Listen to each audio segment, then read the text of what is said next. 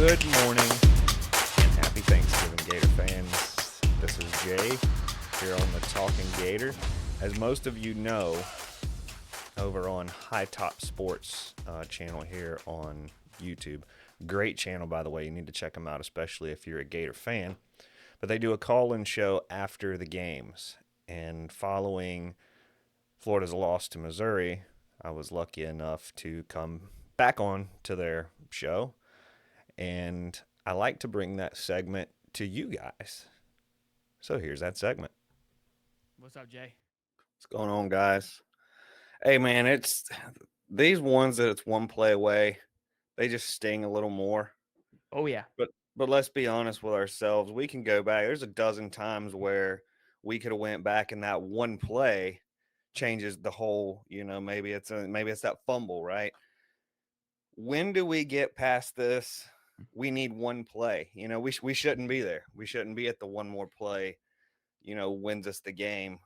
Yeah, but I You think say so. fourth and The thing is, though, that's where we're at, right? So I agree with you, and I think we're working towards that. But to be honest with you, right? Like we had a show this morning, show on Wednesday. I'm reading the chat, I'm reading the comments. Nobody expected to win this game. Everybody's like, hey, expect to get blown out, expect to go in there and get your ass kicked. The consensus was we all agree, like, hey, can we just look decent? And the reason, what sucks is that we did do that, but it's again how we lost, right? Like it's weird, like it's like a weird fucking shitty situation. It's like fuck, dude. Like we were right there. We did everything that we would want. If we did all this but lost by like 40, we would have been pissed for sure. And probably the same comments would be there. But it was like, oh yeah, we expected this. Like whatever, we're focused on FSU anyways. But because it was so close, it's like we're just back into this like not toxic emotion again. I told my wife it's the ones that you can win and don't. And it Yeah. was that point at the end of the game. We know we can win. We've played at least decent enough to to win the game, and then we don't. It's almost like I would rather have taken that 14 or 20 point blowout that was probably expected, right? But just to know that we could have and didn't. Hey, our defense can't tackle. It's fundamental. That's all it is. I don't know if maybe they don't get it or maybe our coaches aren't coaching it right. But I like seeing them get to the ball now. And this Gator team that we have right now, that was an improvement. So Yeah. I like that going into next weekend against Florida State. Interesting dynamic with two quarterbacks being out. Yeah. Bad for both of them. I really wanted Jordan Travis. I wanted to play Jordan Travis. You mentioned it earlier today.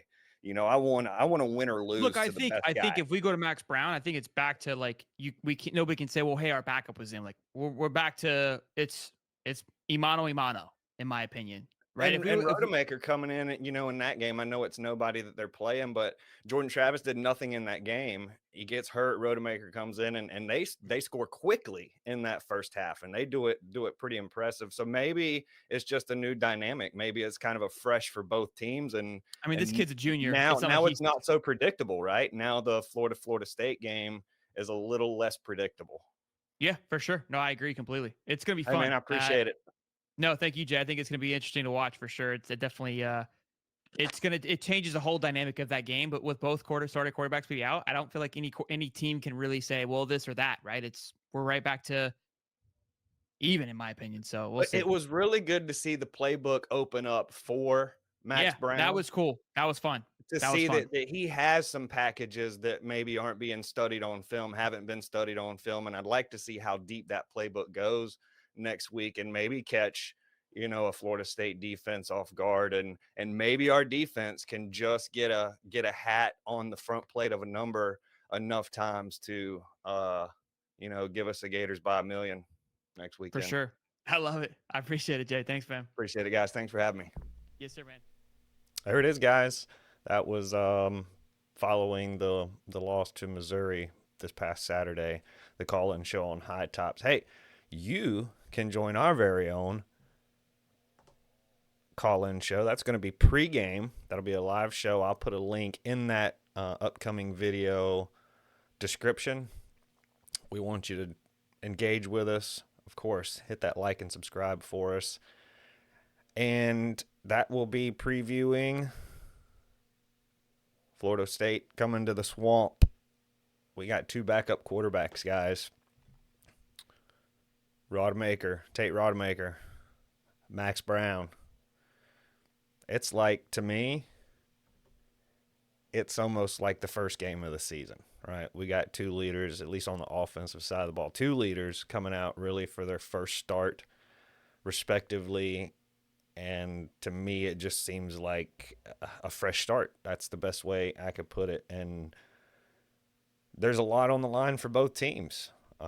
Florida wants to definitely be the one on the right side of any potential loss to Florida State. We would love to be that one over on the right side of the dash. And Florida looking for a bowl game. Florida State trying to put a damper in that in their route to an undefeated regular season. So definitely going to be a high energy game, especially before the game, through the game. And I hope the Swamp is rocking post game.